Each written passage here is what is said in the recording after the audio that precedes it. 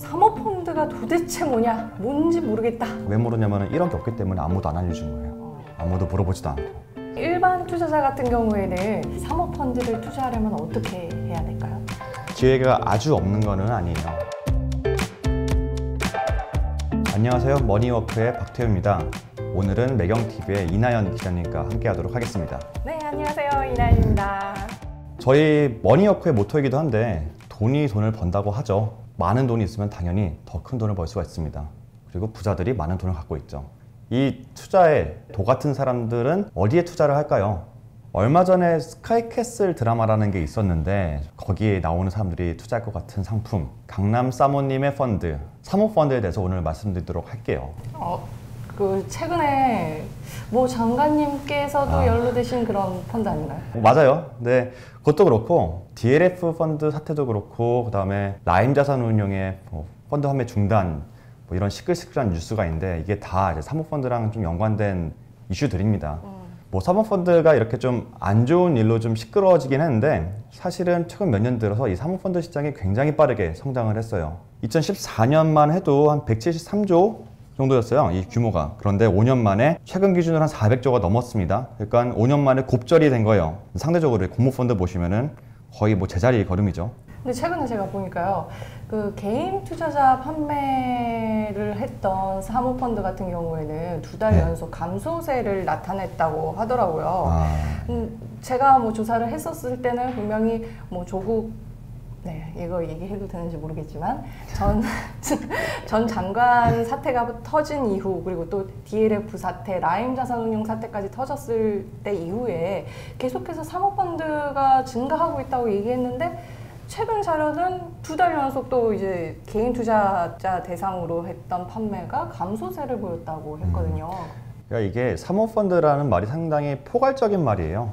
사모펀드가 부동산에도 투자하고 주식도 투자하고 채권도 투자하고 할 수 있는데 처음에 이 DLF 사태가 이제 주목받기 시작한 게 7월이거든요. 그래서 7월 달부터 보면 아마도 이제 증권사에서 이런 이슈가 있다 보니까 애초에 그 기초 자산이 되는 ELS나 DLS 발행을 상당히 줄였을 가능성이 있습니다. 정확히 사모펀드가 줄었다기보다는 ELS, DLS 발행량이 줄었다 이렇게 보시는 게 더 맞지 않을까 싶어요. 사모펀드 규모에 대해서 계속해서 얘기하고 있지만 사실 사모펀드가 뭔지 정확하게 잘 모르겠거든요. 공모펀드랑 조금 대비되는 개념이긴 한데 펀드에 대해서 잠깐 간략하게 설명을 드리면은 쉽게 얘기해서 복수의 투자자들이 돈을 한 군데 모아가지고 이제 운용사한테 맡기면 운용사가 투자해서 그 손익을 나눠주는 게 펀드라는 투자 상품입니다. 그래서 주변에 이렇게 펀드 투자한다, 펀드 안 하냐 이런 거 얘기할 때 보통은 공모펀드를 얘기를 해요.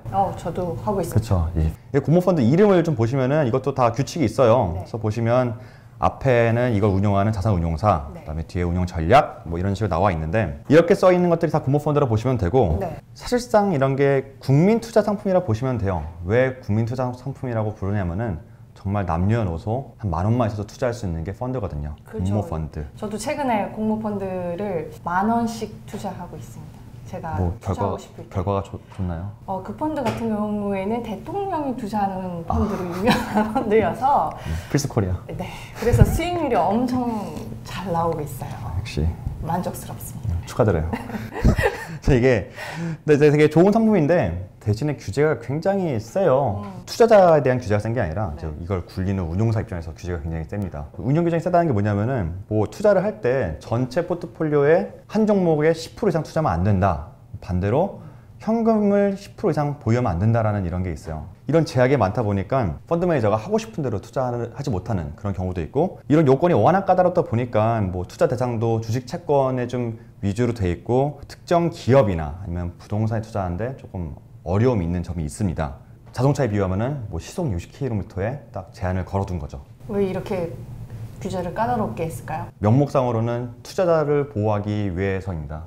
위험이 낮게 설정이 돼 있으니까 규제적으로 수익도 좀 고만고만할 수밖에 없고, 사실은 딱히 더 안전하다고 보기도 어렵기는 해요. 그래서 괜히 안전하지도 않은데 돈도 못 버는 괜히 좀 아쉬운 점이 있긴 합니다. 저는 계속 벌고 있다니까요. 네, 3월 했으면 더 많이 아니다. 축하드립니다. 그래서 오늘의 주제죠. 사모펀드가 도대체 뭐냐? 뭔지 모르겠다 하시는 분들 많으실 텐데 사실 저도 잘 모르거든요. 사모펀드, 뭐 글자를 그대로 풀어보면은 사적으로 투자자를 모집해서 결성한 펀드를 사모펀드라고 합니다. 그러면 저도 뭐 친구들이랑 좀 모여가지고 만들면 사모펀드 할 수 있는 건가요? 안 그래도 제가 뒤에 좀 말씀드리려고 하긴 했는데 제가 기자님의 재산 상황을 좀 알 수는 없지만 최소 1억씩은 있으셔야지 할 수 있는 게 사모펀드입니다. 현금으로요? 네, 현금으로. 그러면은 못하겠네요. 그래야지 자격이 되십니다. 못하겠습니다. 그래서 이게 이 사모펀드 같은 경우는 좀 그런 특별한 규정들이 있는데 아까 제가 공모펀드 이름 짓는 방법 말씀드렸잖아요. 거기에 사모펀드는 꼭 사모라는 글자가 들어가게 돼 있어요. 근데 이 사모펀드라는 게 공모펀드보다 훨씬 투자 운용하는 게 되게 자유롭습니다. 아까는 공모펀드는 한 종목에 10%밖에 못 들어간다 했었는데 여기는 100% 다 들어갈 수도 있고요. 그다음에 부동산 투자할 수도 있고 투자 설명 의무나 공시 의무도 없습니다. 그리고 펀드를 운영하는 회사가 지금 투자자가 누군지 밝힐 의무도 없어요. 이렇다 보니까 알짜배기 기업을 통째로 인수해다가 이렇게 투자를 하거나 좋은 부동산이나 좋은 매물이 나왔을 때 절차가 워낙 간소하다 보니까 남들보다 빨리 선점해가지고 투자자를 싹 모집해서 투자를 해서 되게 좋은 수익을 내는 그런 경우가 많이 있습니다. 투자 세상이 이렇게 넓다 보면 수익률이 좋아야 할 것 같은데 정말로 좋나요? 이게 아까 제가 비율을 자동차에 들었는데 뭐 공모펀드는 한 60km 제한되고 달리는 자동차라면은 요거는 막 100km, 120km 달리는 거예요. 슝슝 가는 거죠. 그러다 보니까 아무래도 일반적으로 이제 공모펀드보다는 좀 수익률이 높은 투자처를 찾을 가능성이 높습니다. 왜냐하면 첫 번째로 아무래도 감내할 수 있는 위험이 더 많다 보니까 더 적극적으로 투자처를 모색할 수가 있고요. 두 번째로는 아까 투자 절차가 되게 간소하다고 했는데 그게 결국엔 다 비용이거든요.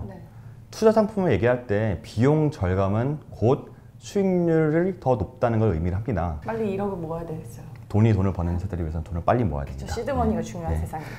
그래서 이게 아시다시피 좀 예금금리 거의 바닥으로 기어다니고 뭐 코스피는 박스피죠. 그러다 보니 이런 사모펀드로 돈이 몰릴 수밖에 없어요. 근데 제가 전에도 말씀드렸지만 이 저금리 현상이 우리나라뿐만이 아니기 때문에 이런 사모펀드의 성장세가 우리나라만 그런 게 아니라 전 세계 글로벌리 다 빠르게 성장을 하고 있는 상황입니다. 그리고 수익률도 지금 뭐 차트 보시면은 S&P 500 대비 뭐 미국의 사모펀드 수익률이 나오는데 이걸 다 아웃퍼폼, 그러니까 더 높은 수익률을 내고 있습니다. 이렇게 좋은 거 1억만 있으면은 할 수 있는 건가요? 뭐 1억 만이라고 말하기 좀 큰 금액이긴 한데 법적으로 사모펀드에 투자하기 위해서는 최소 1억 원이 필요합니다. 1억 없으면은 하지도 못해요. 집 팔아야겠네요. 그렇죠. 집 팔고 집 담보대출 받고 해야죠. 네.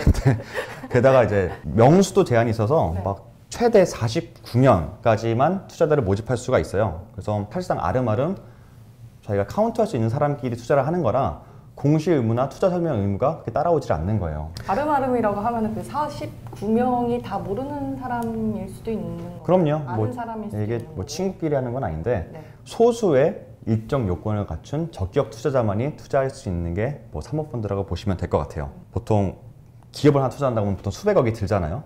근데 49명의 제한이니까 뭐 법적으로는 1억이긴 한데 실제로 최저가액 금액을 5억, 뭐 10억에 넣는 경우도 되게 부지기수입니다. 물어보셨던 게 그러면 아는 사람들끼리 아름아름 하는 거냐? 이게 어떤 운용사가 어떤 사모펀드를 이제 만들게 되면은 그런 투자 제안서를 시장에 이렇게 시끄럽지 않게 조용하게 뿌리게 돼요. 뭐 예를 들어서 어떤 투자 기관한테 보내기도 하고 어떤 증권사 지점 PB들한테 보내기도 합니다. 그러면 이 PB들이 이걸 투자할 수 있는 요건이 되는 분들한테 전화를 하거나 따로 연락을 드려요. 그래서 우리 같은 사람은 이런 게 있는지도 모르고 막 시장이 커지는. 최근에 문제가 있었던 그 모 장관의 PB도 이런 역할을 했다라고 보면 되는 건가요? 뭐 그렇다고 볼 수 있죠. 예. 그래서 이게 사실 되게 우픈 얘기인데 최근에 아까도 몇 번 얘기했지만 DLF니 라임자산 운용인이 피해액이 수천억 원이 하는데 웃긴 거는 우린 몰랐잖아요, 그런 게. 그렇죠, 몰랐죠. 왜 모르냐면 1억이 없기 때문에 아무도 안 알려준 거예요. 아무도 물어보지도 않고. 그러니까 이게 정확히는 돈 많은 부자들만 투자라는 게 아니라 선수들만 하라는 게 이 사모시장의 규칙이라고 보시면 될 것 같습니다. 그러면 우리는 돈 언제 버나요? 그게 좀 되게 아쉬운 점이 있어요. 네, 그렇죠. 사실 그런 게 약간 저는 금융상품의 딜레마라고 생각을 해요. 소위 모찌가 작으면요, 투자할 수 있는 게 그렇게 많지가 않습니다. 모찌라는 표현 써도 되는 건가요? 예금, 뭐 공모펀드, 뭐 요즘에 좀 가끔 봤는데 P2P 투자인데 그 정도밖에 할 게 별로 없어요. 근데 반대로 이제 돈이 좀 많으면요, 집도 살 수 있고요, 부동산도 할 수 있고, 사모펀드도 할 수 있고, 아예 전문가를 개인적으로 붙여가지고 아주 수익률 좋은 뭐 펀드를 운용할 수도 있어요. 아시는 분도 자산 관리인이 따로 계시더라고요. 그렇죠. 구조적인 그런 딜레마가 좀 사실 좀 아쉬운 점이라고 생각을 해요. 그런데 이제 그렇다고 해서 마냥 뭐 이렇게 사모펀드, 아주 수익률 높은 사모펀드를 투자할 수 있는 부자들을 질투하고 조금 뭐 꼭 그래야 되는 건 아니에요. 사모펀드에도 순기능이 그럼요. 순기능이 있죠. 그래서 예를 들면은 사모펀드라는 게 특히 뭐 선수들한테 이런 걸 열어주는 이유 자체가 아직 상장도 못한 투자하기 위험한 기업, 벤처 기업한테 사업 자금을 빌려주고 그에 해당하는 이제 높은 수익률을 가져가서 결국에는 우리나라의 산업 기반을 좀 튼튼하게 돈이 잘 돌도록 만드는 그런 순기능이 있습니다. 하긴 현 정부에서도 계속해서 뭐 유니콘 기업을 뭐 만들어야 된다, 벤처 기업을 활성화시켜야 된다 이런 얘기들이 계속해서 나오고. 그렇죠. 그게 뭐 전에 뭐 코리아 벤처 펀드나 뭐 이런 게 다 일맥상통하는 얘기라고 볼 수 있고. 네. 그 유니콘 기업이 되기 위해서는 뭐 예를 들면 어떤 요즘에 토스 같은 기업들을 지금 기업 가치를 갖다 1조 이상 이제 평가를 받고 있는데 네. 그런 것들이 결국엔 다 사모시장에서 이루어지고 있는 거예요. 또 이렇게 배합할 만한 일이 아닌 게 사실은 부자들이 또는 이제 이 선수들이 사모시장을 갖다가 더 열심히 참여를 해가지고 활활 타올라가지고 활성화시키도록 응원을 해야 돼요. 그렇게 해야지 일반 투자자들도 사모에 투자할 수 있는 기회가 옵니다. 무슨 말이냐면은 이 사모펀드에 투자하는 공모펀드가 있어요. 재간접 펀드. 그렇죠. 그게 이제 재간접 펀드인데 네.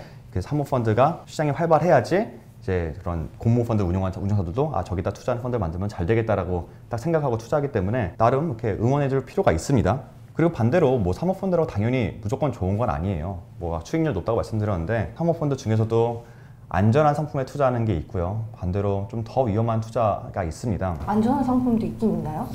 뭐 사모로 국채 투자하면 안전한 거죠. 근데 사실 그렇게 하면 누가 왜 사모펀드 투자해 하지만 그 약간 또 프라이빗하게 관리받는 느낌이 있어서 그런 거 선호하는 분들이 계십니다.